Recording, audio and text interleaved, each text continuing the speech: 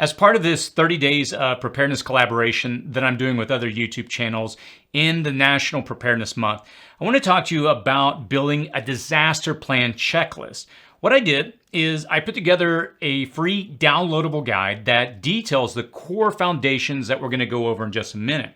Now, this document starts off with defining the important items that you want to have on standby should you be forced to evacuate, along with a detailed checklist that you can follow if a disaster strikes. Also, in the middle of the video, we're going to discuss a giveaway that we'll be doing, and so definitely stick around till then. So let's jump in. Okay, so now we've got the document loaded in front of us. When you go to download this, here's what you need to do. You need to go to File and go to, I believe, Make a Copy. You'll need to be logged into a Gmail or a YouTube account. Then you can make a copy and bring this over to your own Google Drive. If you try to get access to this, you won't be able to access it unless you make a copy of it first. So what this is essentially just a guide that starts off with talking about 72 hours of preparedness, building what's called a bug out bag, what we call in this community, and other miscellaneous gear. Now, the first column here talks about 3 different types of bags. We talk about a bug out bag, which is very important. It's also referred to as a go bag, a 72-hour bag. And the premise is it allows you to sustain yourself for 72 hours if there's a disaster.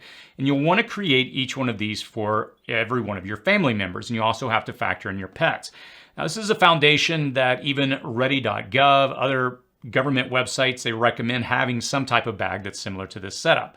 Now, I also, if you'll notice here, I mentioned other type of bags if you choose to build out something like an everyday carry. If you're out and about and a disaster strikes, having that type of bag, it can be practical for a lot of applications, as well as for individuals that commute, having a get home bag. It's very similar to a bug out bag.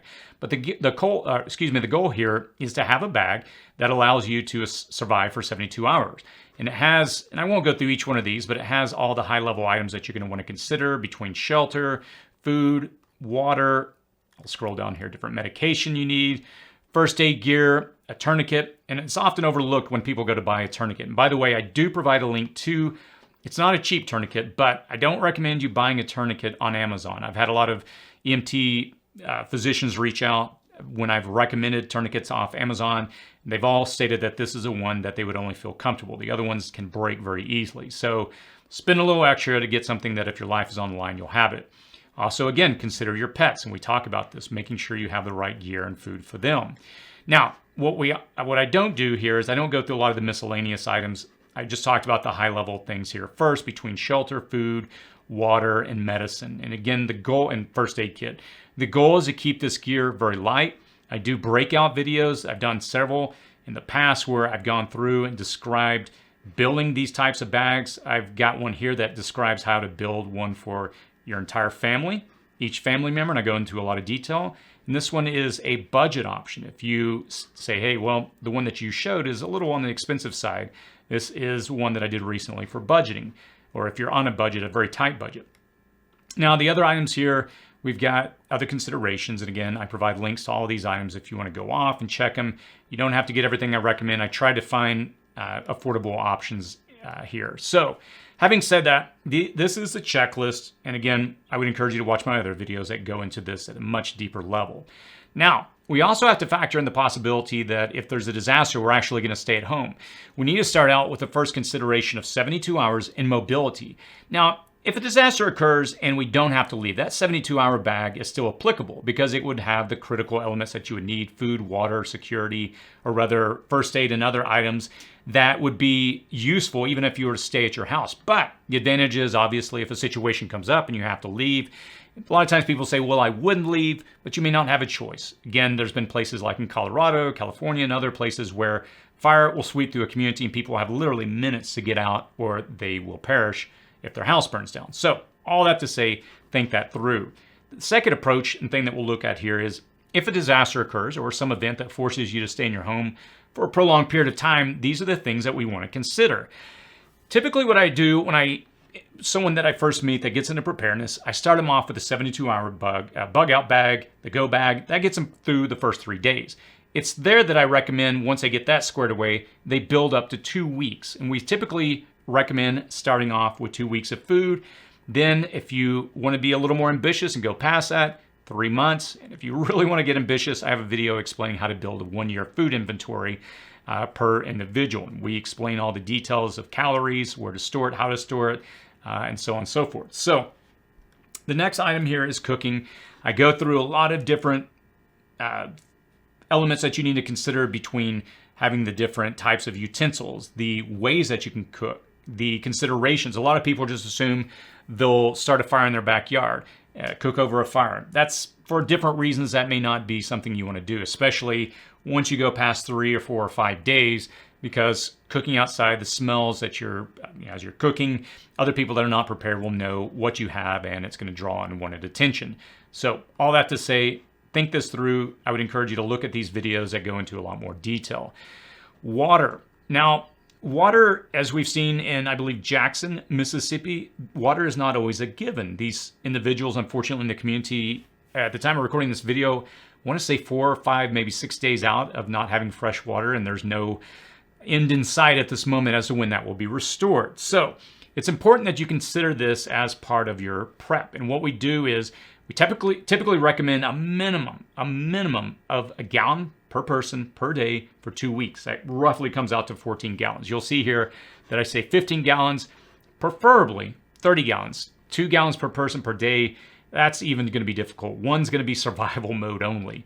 So if you want to watch the breakout videos that I do talking about different types of water storage options, different practices that you need to observe when you store water away, how to get the containers prepared, where to store it, all the different things that you need to be aware of. We also talk about a video, we do a breakout on 55-gallon drums. I've got, I believe, about 10 or 12 of those. In my garage, I've got, I think, 9, and I've got some outside. So these are all considerations that you need to think about when it comes to water. Prescription medication is often overlooked, especially in a disaster. People need to, if you're on any type of prescription medication, you need to really think through if you have to leave. Do you know where your items are at and how to quickly get them? Again, the point of this document is to get us thinking if a disaster occurs that we can move quickly where we don't forget important details. So what I recommend is, as you notice here, it says I recommend tying a list on the bags with notes explaining where you can go to get those items if you store them away from your bags, and most people will. Portable documents. This is important to consider as well. These documents, I had a subscriber that just recently, unfortunately, his house burned down, and he had kept a lot of things in a fire safe. Even that burnt down and it was not retrievable. So I encourage people to use backup services that you can scan documents or back up to the cloud. I personally use Dropbox, and for more secure documents, Google Drive is free.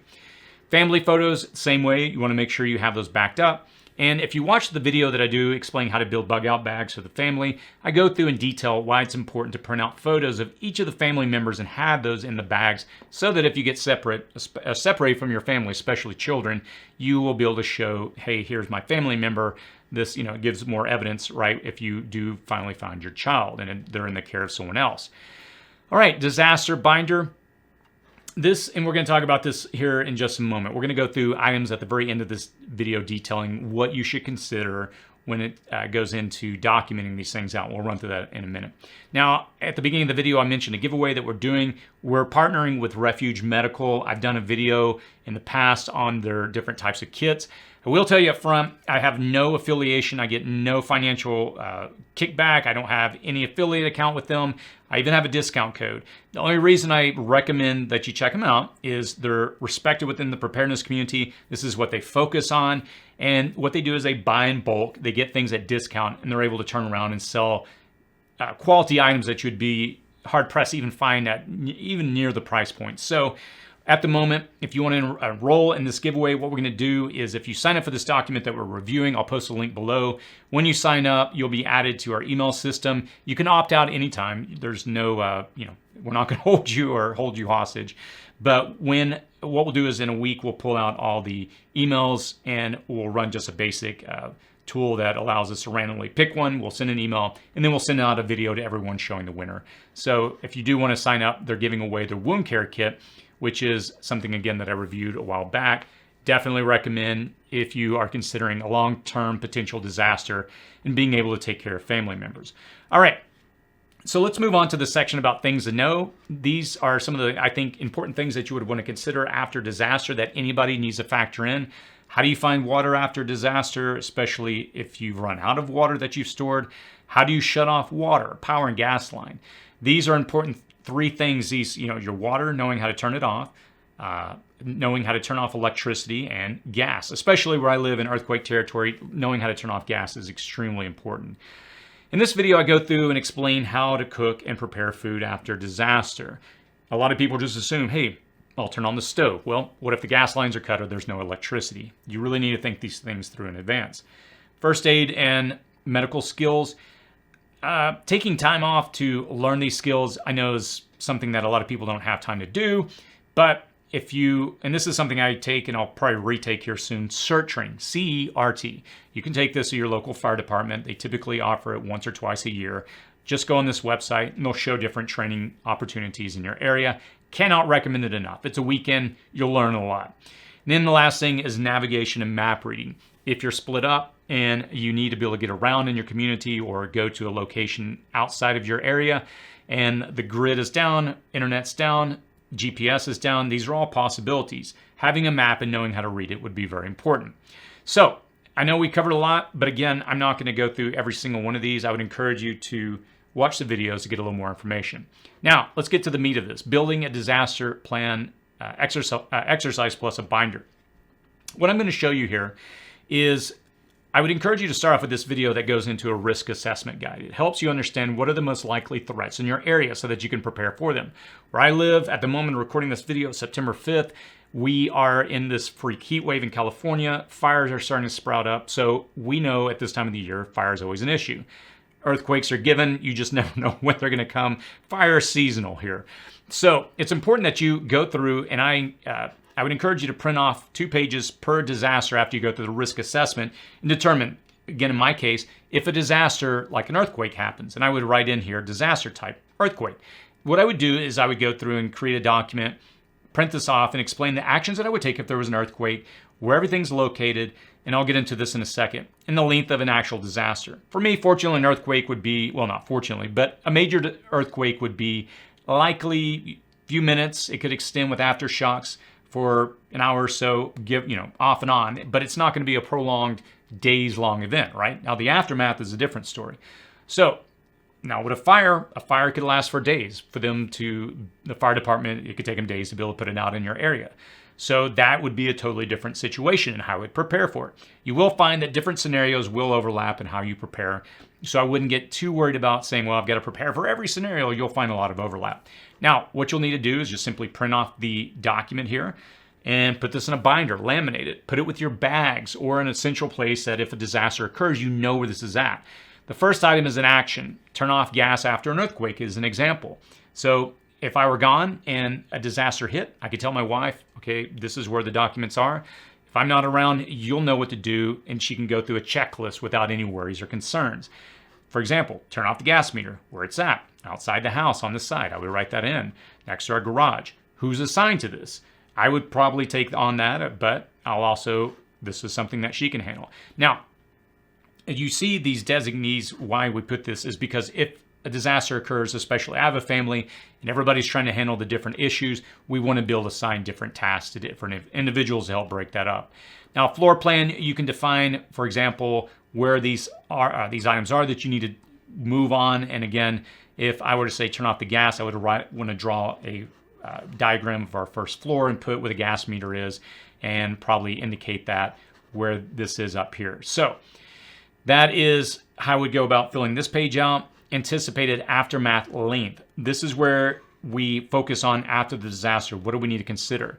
Where our preps are stored, the length of time that it will last. For example, if I have freeze-dried food in a closet, well, how long will that last for the family?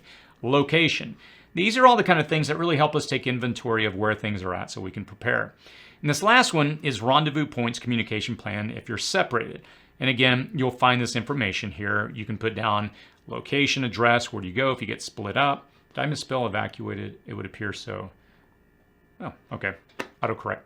And so what you want to do again is find out who should go there, under what circumstance should they go, these kind of things that you need to think through in advance. Having a person that's out of state for a contact that everybody can call into in case you get split. So I, again, would recommend that you would take the time to go over this, print these out, and I'll provide a link to this below. And these are all the things that are important to help you think through should there be a disaster. And again, I've been in a situation where we had a fire sweep through our area, and I'll tell you, it was tough trying to think these things through under stress. But that's really the basics of your disaster plan. And again, I would encourage you to print out the last 2 pages and create several duplicates to really plan for various scenarios. If, as I mentioned in the video, if you do this, you'll find there's a lot of overlap. So you'll see what are the primary things that you need to focus on.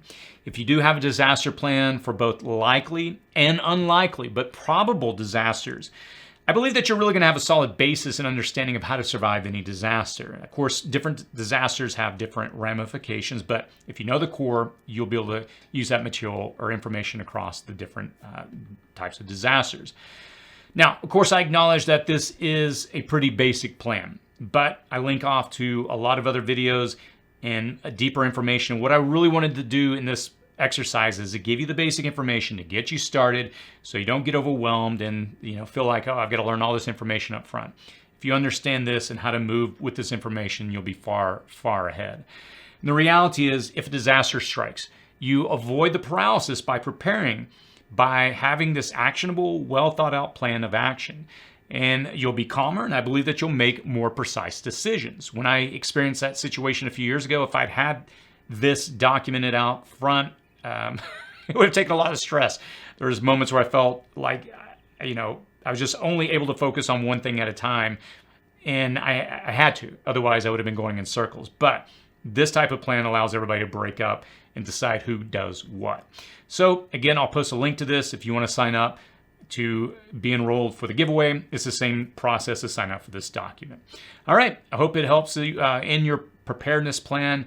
And again, take the time to fill this out. As always, stay safe out there.